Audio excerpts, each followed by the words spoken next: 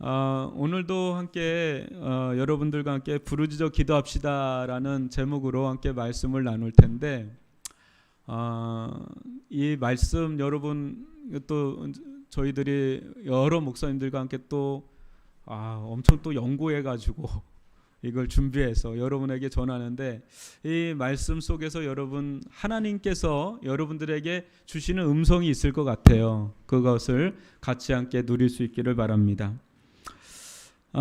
본문을 조금 설명하면은요, 지난주에 이어서 시인의 마음은 더욱 깊어지는 고통이 가중되는 가운데 비상하리 마치 하나님께 집중하는 그런 모습을 우리에게 보여줍니다. 원수들에게 둘러싸여서 그 억울한 고통을 겪는 가운데 그 마음에서 솟아오르는 그 기도는 더 이상 마음에만 가둬둘 수 없을 정도로 마침내 그 기도는 울부짖음으로 터져나올 수밖에 없는 지경이 되어 버렸습니다. 눈물로 부르짖는 기도는 어거스틴이 고백록에서 말했듯이 하나님께 올려지는 거룩한 산 제사가 되었습니다. 오늘 우리가 읽은 본문 제2절은 채소한 다음에 세 가지 교리를 우리에게 알려주는데요. 이것을 오늘 여러분들과 함께 나누고자 합니다. 본문은 1절에서 드러난 이 시인의 안타까운 갈망이 더 커져서 그것이 이제는 폭발하듯이 하나님께 쏟아내는 그런 광경을 우리에게 보여줍니다. 여기서 우리가 세 가지를 오늘 살펴볼 텐데 첫 번째는 이 부르짖음과 기도에 대해서 함께 살펴보고자 합니다. 먼저 이 구절은 부르짖음과 기도의 관계를 우리에게 보여줍니다. 여러분 시편 5편 2절에 중간 부분에 이런 구절이 있죠. 나의 부르짖음의 소리를 경청해 주옵소서. 나의 부르짖음의 소리를 경청해 주옵소서. 우리말 성경에는 이렇게 돼 있어요. 내가 부르짖는 소리라고 번역된 부분은 히브리어로 번역한다면 나의 부르짖음의 소리 이렇게 번역할 수가 있겠습니다. 비슷한데 약간 차이가 있죠. 내가 부르짖는 소리, 나의 부르짖음의 소리.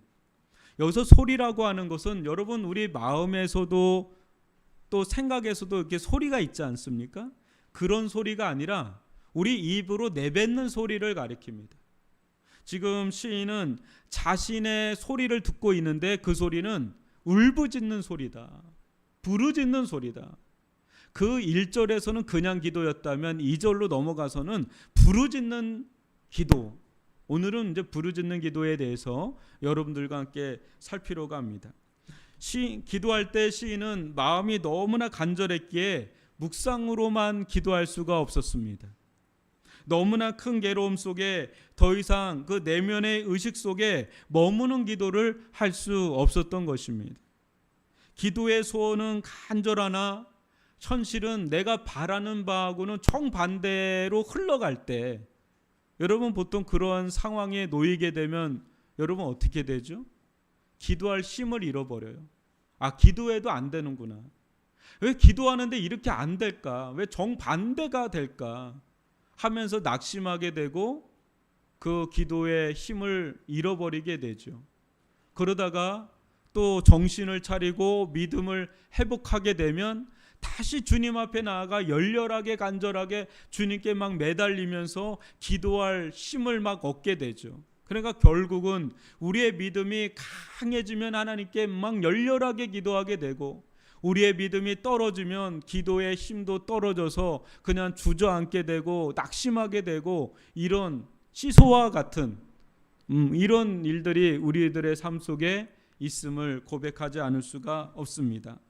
사랑하는 성도 여러분, 사방팔방이 막힌 것 같을 때 그때 주저앉게 됩니다. 그러나 다시 일어나셔야 됩니다.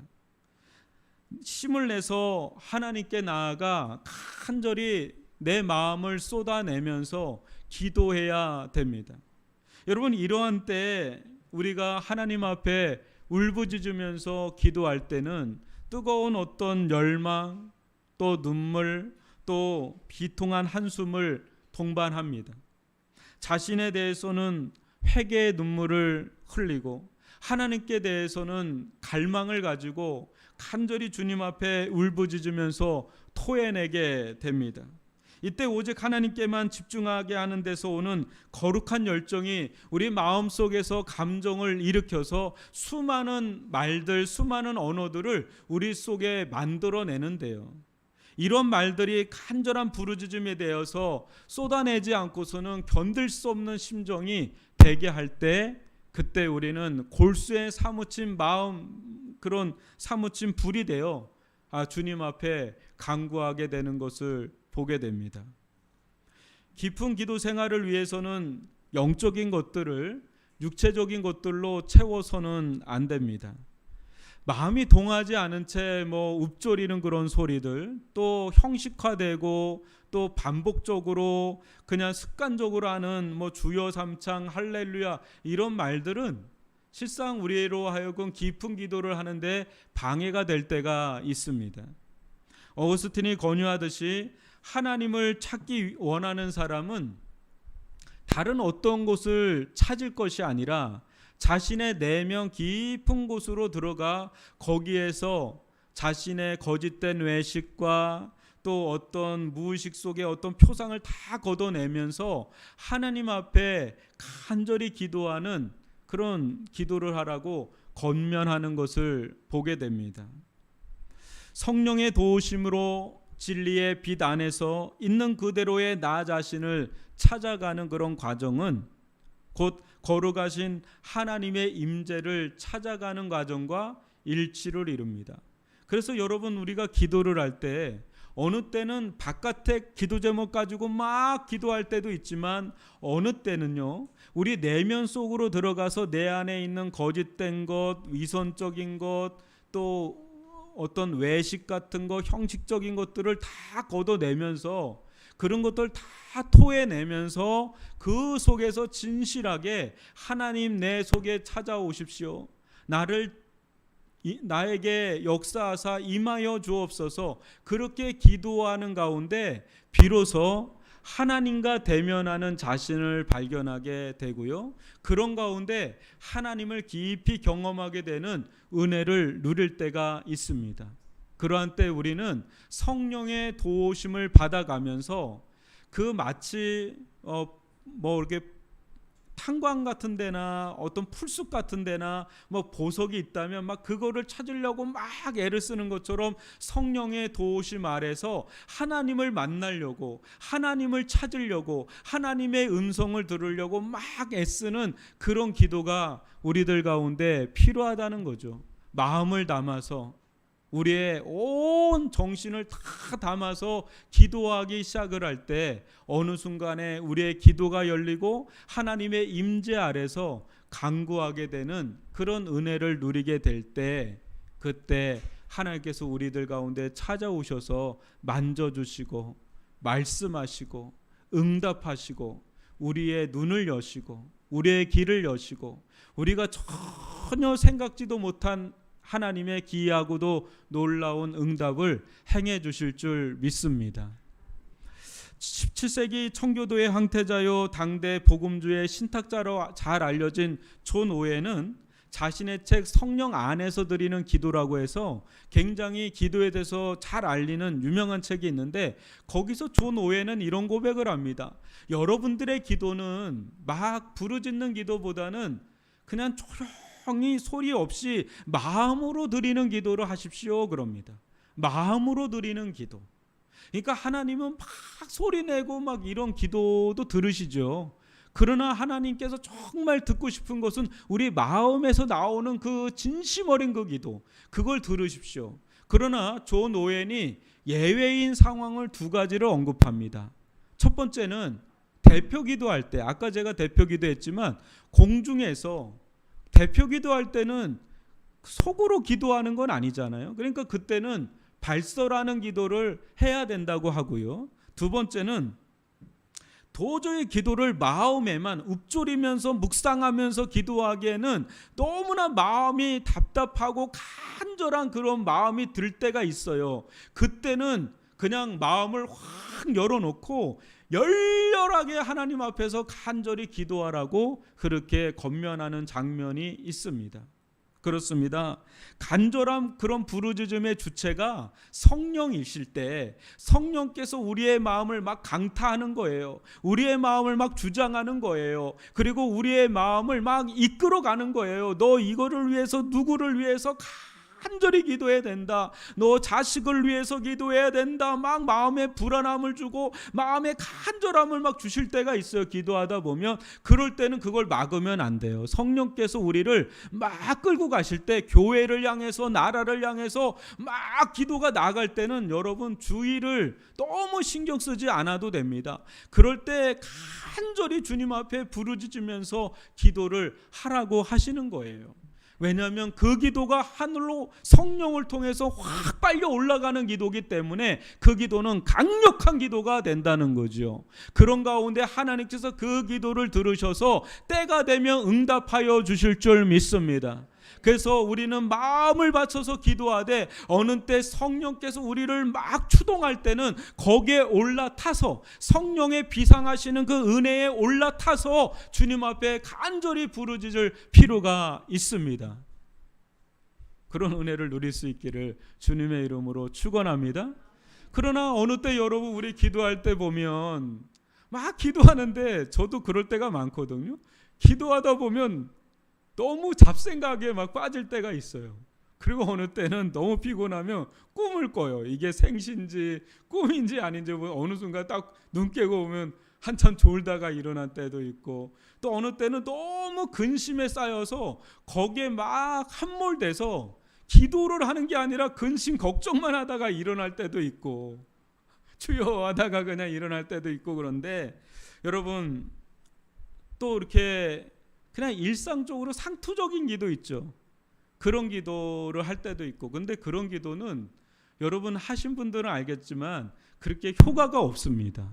하나님께서 정말 원하는 기도는 뭘까요? 진심 어린 기도예요. 마음을 드리는 기도. 그러니까 짧아도 이 한마디가요, 어느 때 중엉부원하고 중구난방으로 막 그냥 기도하는 것보다 아버지 하는 그 기도가 더 강력할 때가 있습니다. 여러분, 하나님은 간절한 갈망을 품고 간절한 그런 마음을 품고 그 기도하는 그 기도를 하나님께서는 기뻐하시고 그걸 귀 기울여 주시고 응답을 행해 주실 줄을 믿습니다. 여러분, 간절한 기도에 최적화된 마음이 있어요. 그러니까 하나님께서 원하시는 최고의 기도의 마음이 어떤 거냐면 그리스도를 향한 그리움, 하나님을 정말 만나고 싶은 간절한 그리움 속에 그냥 툭 건들면 눈물이 툭 떨어질 것 같은 그런 마음을 품고 주님 앞에 나아가는 그 기도. 기도의 대상이 되시는 하나님 앞에 신실하게 살고자 하는 그런 간절한 삶과 그런 자세, 그것을 마음에 품고 오직 나의 생각과 나의 마음이 예수 그리스도에 집중되어 있고 모든 갈망이 하나님을 향해서 간절한 마음으로 나가는 그런 눈물 어린 마음을 품고 나아가는 그 마음을 가진 자, 그것이요, 실은 우리가 능력이 세상에 어떤 능력이 있거나 지혜가 있거나 그런 것보다 하나님께서 가장 크게 여기는 것은 우리의 마음이 마치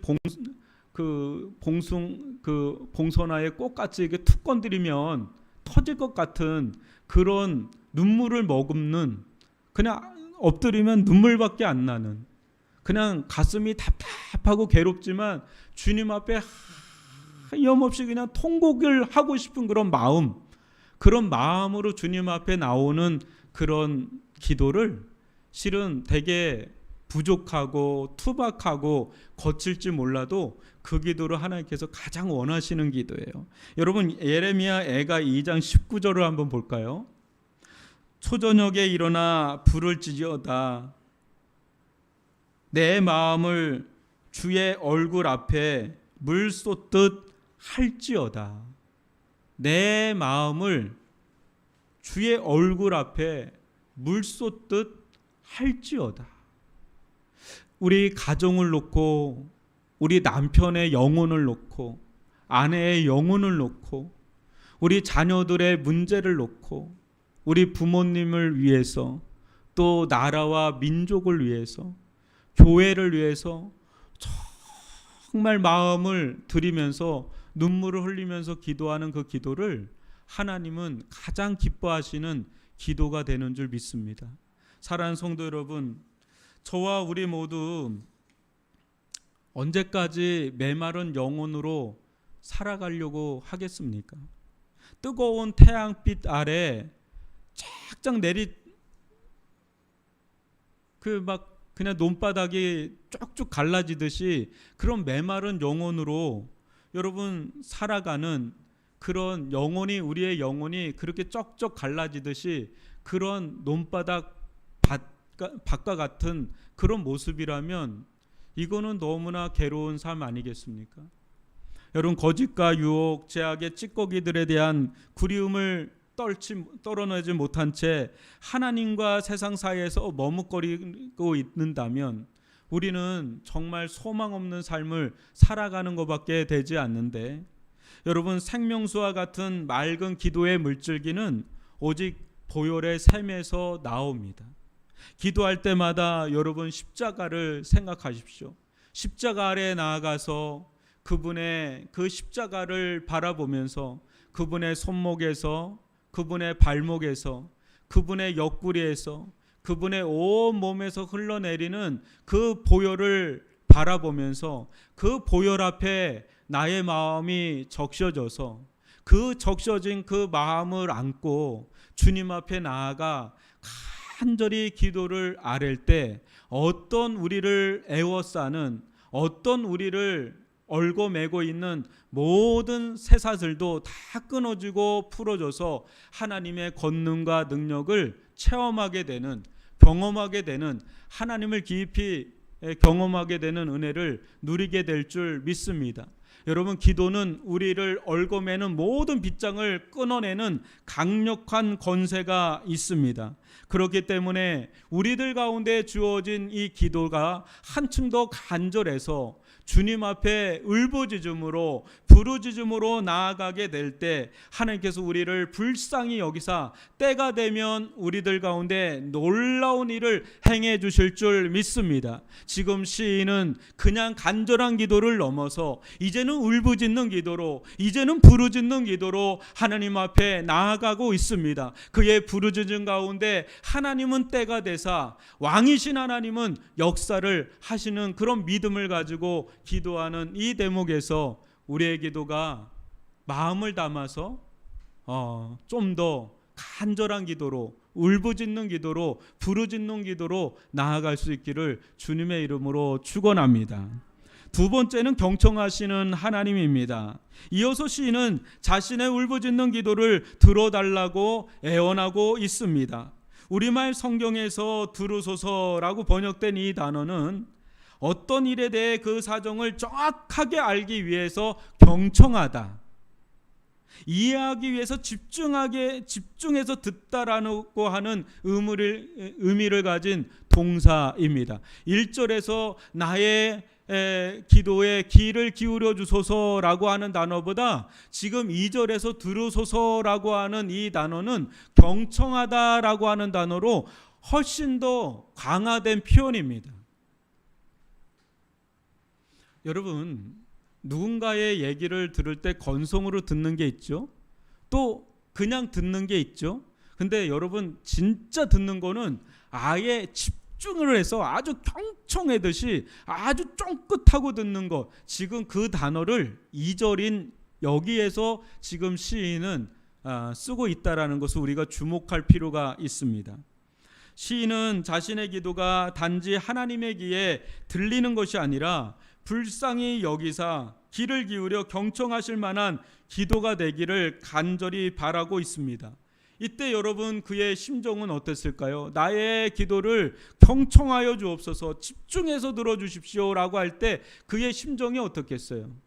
신약에 보면 누가복음에 한 맺힌 과부가 나오죠. 이 과부가 그 불의한 재판관에게 나아가서 기도할 때 아주 막 사정을 합니다. 간청을 합니다. 그런 것처럼 지금 이 다윗은 하나님 앞에 나아갈 때 하나님께 그러한 마음을 품고 호소하였을 것입니다. 그때 이 다윗은 하나님의 하나의 성품을 의지해서 하나님께 나아가는데 그 성품이 무엇인지 한번 살펴보겠습니다. 여러분, 하늘에 계신 하나님과 다윗, 또 하늘에 계신 하나님과 우리는 관계를 맺었어요. 어떤 관계요? 언약 관계를 맺었죠. 그래서 하나님은 나의 하나님이 되고 나는 하나님의 백성이 되고, 하나님은 나의 아버지가 되시고 나는 그분의 자녀가 되고, 그래서 하나님은 우리의 아버지로서 우리 영혼의 필요를 아시고 또 그것을 간절히 구하는 우리의 말을 경청하시는 자비로우신 하나님이다라고 하는 그런 믿음을 가지고 다윗은 하나님 앞에 나아갔습니다. 사랑하는 자는 자기가 사랑하는 자의 어떤 결핍, 고통에 민감하지 않을 수가 없습니다. 여러분, 여러분이 진짜 사랑하는 사람이 있어요. 남편이 될 수가 있고 또 아내가 될 수가 있고요. 또 자녀가 될 수가 있는데 그 남편이 너무나 어려운 것을 겪거나 아내가 너무 아프거나 또 우리 자녀들 가운데 어떤 어려움이 당하면 여러분 모든 신경이 다 거기에 쏠리지 않나요? 저는 가끔 우리 아들이 지금 군대 가 있습니다. 굉장히 우리 양창호 집사님 가 있는 맹호 부대에 가 있는데 언제 영상을 하나 보내주는데 얘가 바깥포 같은 거를 쏘는 거예요. 그러더니 아빠 이거 한 발에 1200만 원짜리래. 그걸 쏘는 겁니다. 근데 딱 쏘는데 뒤로 확 넘어갈 것 같이 이렇게 보이는 겁니다. 근데 마음이 늘 걸려요. 얘가 군 생활을 잘할까, 안전하게 올까, 다치지는 않을까, 막 그런 마음이 있다가 또 저도 모르게 뭐 교회 뭐 이렇게 섬기다 보면 또 잊고 있다가 또 연락 오면 또 생각났다가 그렇게 하는데 아마 여러분들 가운데 정말 가까운 우리 가족들, 특히 자녀들 뭐 일이 생기면 온통 거기에 마음이 쏠릴 겁니다. 하나님이요, 우리를 바라볼 때 그렇게 바라보시는 거예요. 여러분, 열 손가락 중에 안 아픈 손가락 있나요?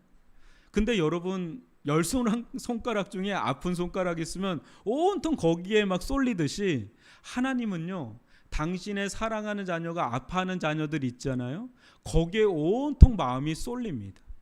그렇기 때문에 지금 다윗이 아프다고 주님 앞에 울부짖을 때 하나님은 온통 그 관심이 그 자녀에게 마음이 가서 그가 부르짖는 소리에 귀를 기울이면서 경청하면서 어디가 아프고 무엇이 아프고 어떻게 해야 될지를 하나님은 듣고 계신다라는 것을 다윗은 믿었기 때문에 하나님 앞에 간절히 기도하고 있는 것입니다. 여러분, 기도할 때 가장 필요한 믿음이 그래서 이것입니다. 우리가 기도를 하는데 하나님은 내 기도를 들으시지 않을 거야. 하나님은 내 기도에 관심이 없으실 거야. 하나님은 내 기도 듣는 척 많은 척 하실 거야. 이렇게 한다면 여러분 기도할 수 있겠어요? 기도할 수 없겠죠. 그러나 하나님은 내가 신음하는 소리, 내가 눈물 흘리는 소리, 내가 한숨 짓고 낙심하고 절망하고, 물론 어느 때는 믿음이 커가지고 막 믿음으로 막 기도할 때도 좋겠지만 어느 때는 늘상 그럴 수만 있습니까? 어느 때는 한숨 짓기도 하고 어느 때는 절망하기도 하고 어느 때는 정말 힘이 없어서 아무런 말도 하지 못한 채 그냥 어디 주여 주여 아버지 아버지 그렇게 할 수밖에 없는 그 소리를 하나님은 외면치 않으시고 하나님은 들으신다라는 그런 믿음으로 주님 앞에 나아갈 수 있기를 주님의 이름으로 축원합니다. 하나님은 우리가 생각하는 것보다 자비로우시고요, 하나님은 우리가 생각하는 것보다 능력이 많으신 분이신 줄 믿습니다. 세상에 하나님이 아니 계신 것 같고 세상에서 하나님은 우리의 기도를 외면하는 것 같다 할지라도 절대로 여러분 그것을 의심하지 마시고 하나님은 우리의 기도를 들으시고 우리의 기도에 응답하신다는 것을 믿으시고 하나님 앞에 적극적으로 나아갈 수 있기를 주님의 이름으로 축원합니다. 이때 우리에게 중요한 것이 있습니다. 그것은 요한복음 9장 31절입니다. 하나님이 죄인의 말을 듣지 아니하시고 경건하여 그의 뜻대로 행하는 자의 말은 들으시는 줄을 우리가 아나이다. 뭡니까? 예수님을 만난 맹인의 고백입니다.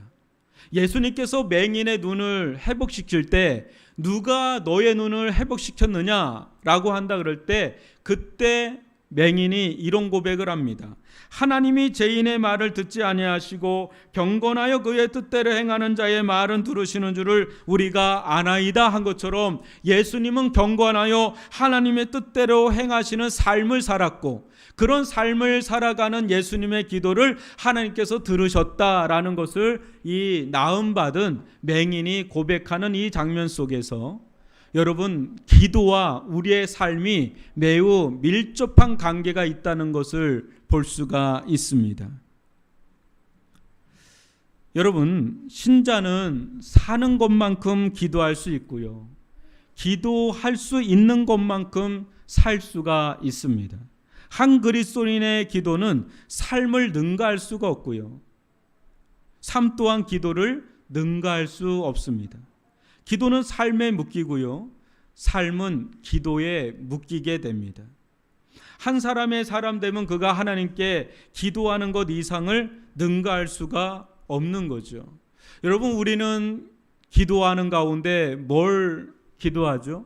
기도하면서 우리의 삶 속에 하나님 이것을 바꿔주세요.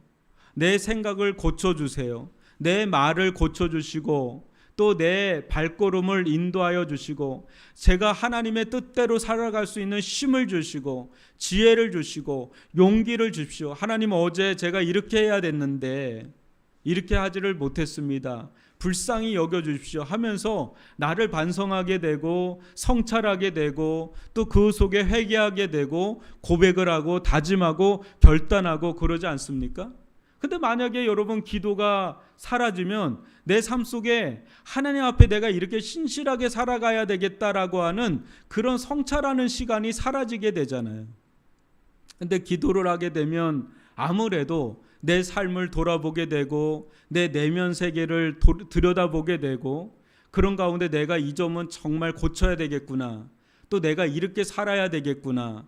그렇게 하면서 주님 앞에 기도하면서 내 삶을 변화시키는 그런 일들을 하지 않습니까?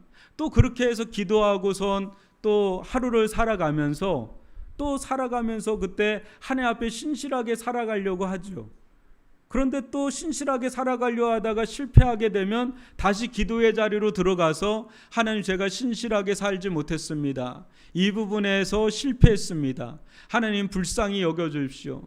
또 하나님, 내가 잘난 줄 알았는데 제가 넉넉히 그 일을 할 수 있다고 생각했는데 제가 여지없이 연약한 자임을 다시 한번 뼈저리게 깨닫게 되었습니다 라고 하면서 자기의 삶을 또 반추하게 되고 또 그런 가운데 기도하고 나서 또 삶으로 나아가고 그렇게 해서 기도와 삶이 분리되는 게 아니라 기도는 삶을 받쳐주고 삶은 또 기도로 이어지고 이렇게 하면서 기도와 삶이 하나로 어우러져 나아갈 때 그때 우리의 기도는 더욱더 깊어져 가서 하나님께서 우리의 삶을 받으시고 우리의 기도를 받으시기에 합당한 사람들로 빚어져 가는 것을 보게 됩니다.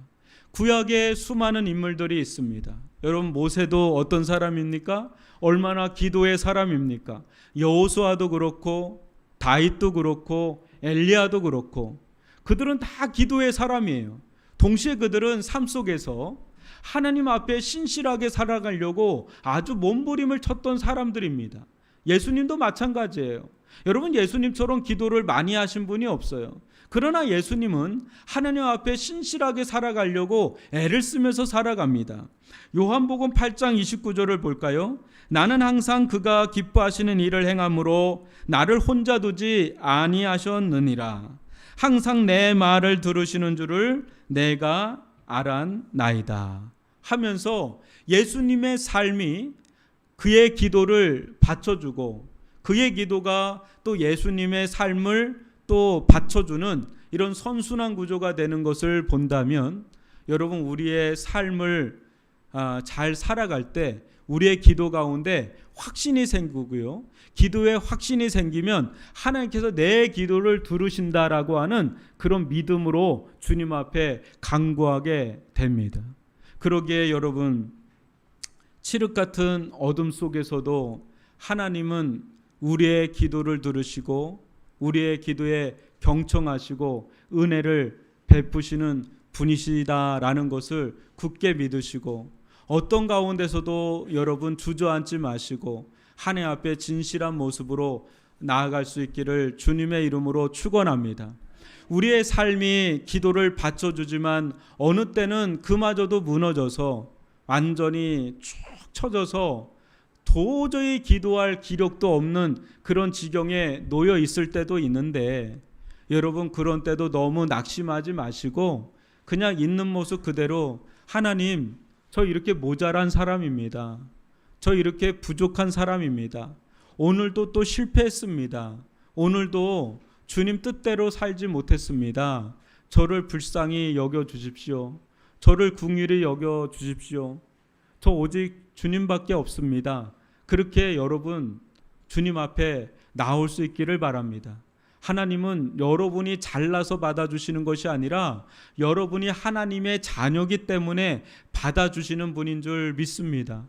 여러분들 가운데 잘난 자식 자랑하고 싶죠? 그러나 못난 자식 내치고 싶습니까? 아니죠. 마음이 아파서 그 자식 어떤 면으로든 도와주고 싶은 게 부모의 마음일진데, 하나님도 우리의 신음소리, 우리의 한숨소리, 우리의 눈물을 들으시고 경청하시고 응답하시는 그런 분이시기 때문에 여러분 어떤 상황에 놓여도 주님 앞에 적극적으로 나와서 주님 앞에 고백하고 간구하는 저와 여러분이 될 수 있기를 주님의 이름으로 축원합니다.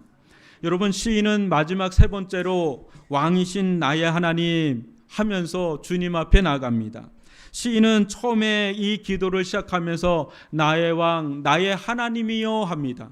그는 하나님을 알았습니다. 그는 하나님을 알았기에 하나님께 나아가 부르짖고 또 하나님께 나아가서 하나님은 자신의 그 부르짖는 기도를 경청하시는 분이심을 알았습니다. 그러기에 그는 적극적으로 하나님께 나아가서 간구를 합니다. 시인이 놓여있는 상황은 너무나 어려운 상황입니다. 그를 에워싸고 있는 원수의 세력 앞에 그는 꼼짝달싹 할 수 없는, 아무것도 할 수 없는, 모든 것이 혼란하고 모든 것이 무질서한 가운데 놓여있는 그런 지경 속에 그는 이렇게 고백하기를 주저하지 않습니다. 나의 왕, 나의 하나님이여. 그는 왕이었습니다. 다윗은 왕이었지요. 그가 한마디를 하면 그것이 곧 법이 돼서 모든 나라를, 그 나라를 통치하고 질서가 잡히고 회복되고 일어나는 것을 그는 그의 삶 속에서 늘 경험하고 있던 사람이었습니다. 그런 그가 뭐라고 하나님을 향해서 부르짖고 있습니까? 나의 왕, 나의 하나님이요. 이스라엘의 진정한 왕은 당신이십니다.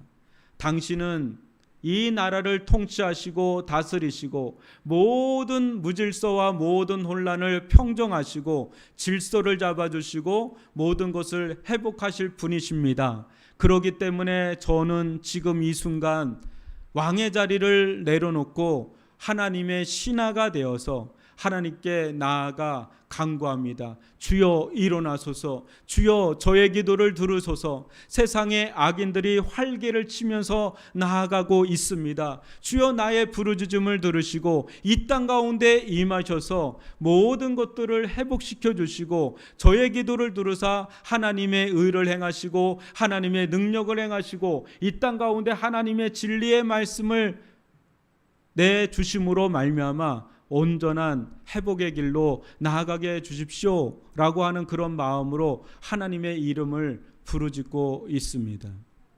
나의 왕, 나의 하나님이여. 여러분, 세상은 얼마나 혼돈합니까?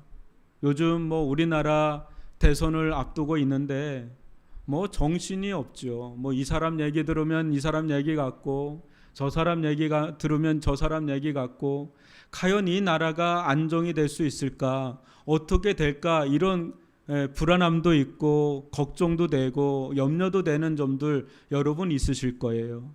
그럴 때 여러분, 내 힘이 미치는 것은 아무것도 없잖아요. 내가 할 수 있는 게 별로 없습니다. 우리 가정의 문제도 그렇고 또 교회를 놓고도 그렇고 또 내 자신을 놓고도 그렇고, 그럴 때 여러분, 우리는 눈을 들어서 하나님을 바라봐야 됩니다. 그때 우리의 기도를 들으신 하나님은 어떤 분이십니까? 하나님이 우리나라의, 또 나의, 또 우리 교회의, 우리 가정의 왕이요, 주권자요, 통치자요, 만왕의 왕이요, 만군의 주라고 하는 그런 고백 속에서 우리는 하나님 앞에 나아가 간절히 기도할 필요가 있습니다. 하나님이여, 이 세상이 너무나 혼란합니다. 하나님, 이 세상이 너무나 무질서합니다. 어떻게 될지 모르겠습니다. 하나님, 우리나라의 경제를 붙들어 주시고 정치를 붙들어 주시고 외교를 붙들어 주시고 또 국방을 붙들어 주시고 모든 영역마다 우리 가정을 붙들어 주시고 또 남편과 자녀와 아내를 붙들어 주시고, 하나님, 우리 교회를 지켜보아여 주옵소서. 당신은 나의 왕이 되십니다. 당신이 통치하시고 당신이 다스려 주시고 당신이 주권을 행사하여 주옵소서. 그러면 모든 흉흉했던 바다도 한순간에 잠잠해지는 것처럼 평정이 될 줄 믿사오니, 하나님이여 일어나소서, 하나님이여 역사소서, 우리의 부르짖음을 들으소서. 그런 기도로 주님 앞에 나아갈 수 있기를 주님의 이름으로 축원합니다. 하나님께서 우리의 부르짖는 소리에 반드시 응답하여 주실 줄 믿습니다. 시인은 마지막으로 고백합니다. 2절 하반절 보면 왜냐하면 내가 당신께 기도하기 때문이옵나이다 그럽니다. 사랑하는 성도 여러분, 우리의 신앙에 있어서 기도보다 더 강력한 게 있을까요? 더욱이 하나님을 사랑하고 그 뜻대로 살고 싶어서 고통 속에 간절히 부르짖는, 울부짖는 자녀의 그 소리를 외면치 않는 하나님이 우리들 가운데 계시는데 우리가 기도하지 않을 이유가 하나도 없습니다. 그렇기 때문에 사랑하는 성도 여러분, 우리의 기도를 들으시기 위해서, 하나님은 그것을 확증해 주시기 위해서 하나님이 친히 이 세상 가운데 사람의 몸을 입고 오셔서 하나님이 어떤 분이신지를 드러내 보이신 분이 예수 그리스도 아니십니까? 예수님은 우리를 사랑한다는 것을 보여주고 싶어서, 하나님께서 우리를 사랑하신다는 것을 보여주고 싶어서, 또 하나님이 우리와 임마누엘 함께한다는 걸 보여주고 싶어서 십자가에서 당신의 모든 몸을 다 십자가에 못 박는 것을 보여주심으로 내가 너를 사랑하고 내가 너와 임마누엘 함께하고 있단다라는 것을 확증해 보여주셨습니다. 그런 하나님께서 우리의 아버지가 되셔서 여러분들 곁에 계시는 것이 아니라 성령을 통해서 여러분들 안에 계십니다. 그래서 여러분들 안에 성령이 계심으로 여러분들 안에 있는 성령이 말할 수 없는 탄식 가운데 여러분을 위해서 기도를 합니다. 하나님, 이 종을 붙들어 주시고 이 종을 지켜주시고 이 종을 당신의 나라까지 안전하게 인도해 달라고 여러분들 안에 있는 성령은 끊임없이 여러분들을 위해서 중보하면서 기도하고 있다는 것을 안다면, 사랑하는 성도 여러분, 우리들 가운데 주어진 최고의 무기, 최고의 권세, 이 기도를 여러분들은 한층 더 강화시켜서 그냥 간절한 기도를 넘어서 울부짖는, 부르짖는 기도로 주님 앞에 나아가 여러분 속에 있는 것을 다 주님 앞에 쏟아내어서 간구할 때 하나님은 그 소리를 들으시고 즉각 출동해서 응답하시고 역사하시고 회복의 은혜를 베풀어 주실 줄 믿습니다. 우리의 하나님은 우리의 기도를 경청하시는, 들으시는 하나님이시다. 기도의 권세를 주신 그 하나님 앞에 나의 왕이 되시고 나의 주가 되셔서 나의 삶 속에 들어와서 모든 것을 통치하시고 다스리시는 그분 앞에 믿음으로 적극적으로 나아갈 수 있기를 주님의 이름으로 축원합니다.